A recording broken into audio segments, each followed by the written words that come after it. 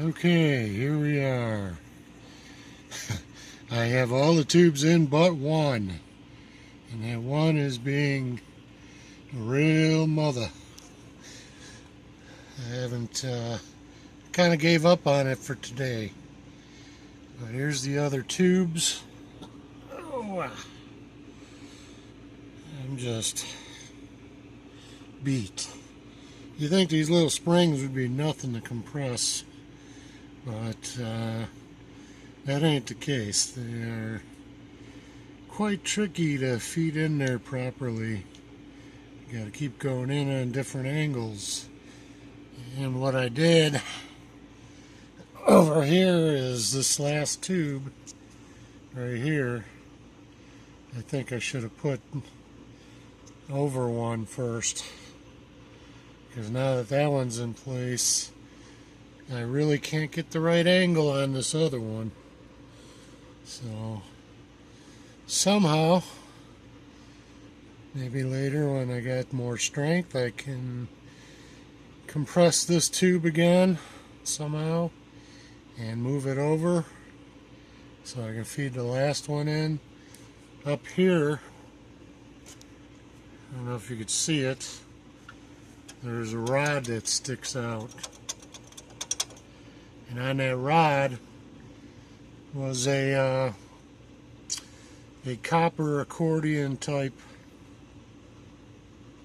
thing. I can only imagine it's for choking. It takes the heat off of the engine, and that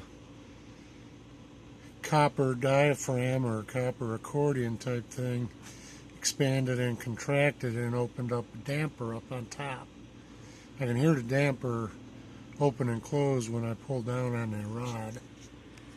So it's got to be for choking, possibly for getting heat off the manifolds. I'm not sure, but we're still kind of greasy and grimy under here, and without dropping the engine and really doing a thorough number on it, it's probably going to stay that way.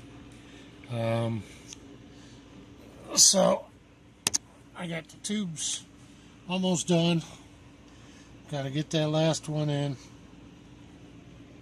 Got this side done. Then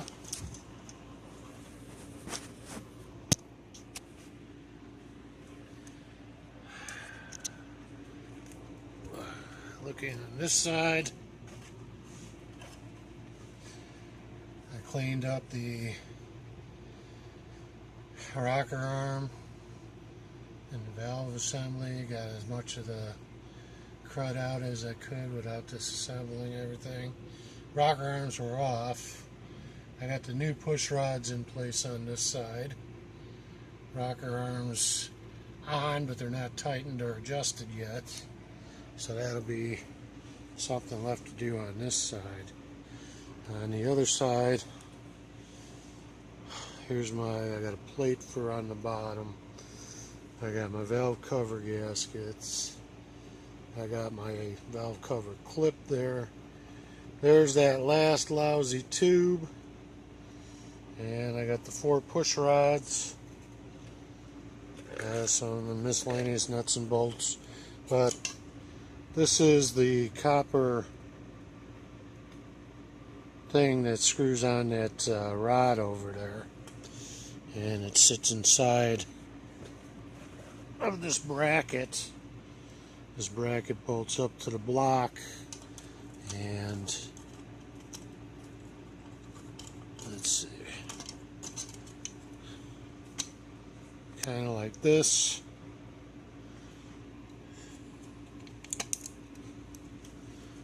And there.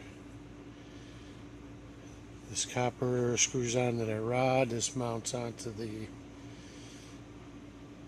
block. And I guess what it'll do is compress when it gets hot, or cold actually. It'll probably compress. When it's warm, it expands, and it just pulls up and down on that rod a bit. So you got that. There's my rocker arm for the other side. Once I get that last tube in, I can feed my push rods in and put that rocker arm on. Yeah, that's where I'm at. In that white envelope, we got the valve cover gaskets. Once I get all this back together, and once I get these rocker arms adjusted properly, then it'll be time to fire up the engine again. Make sure it runs and runs smooth this time. After that, these puppies right here, gotta take them off and do some new brakes. Brakes on the front too. I think I have a broken line.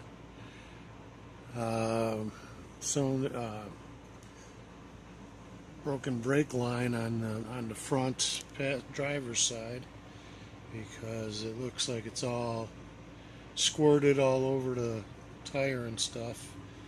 So that'll be interesting when I get that tire off and up on jack stands. This here, just take this cotter pin off, take this bolt off, then you gotta tap this drum off and get in there and replace the shoes. Maybe turn the drums, probably have to get new drums, not sure.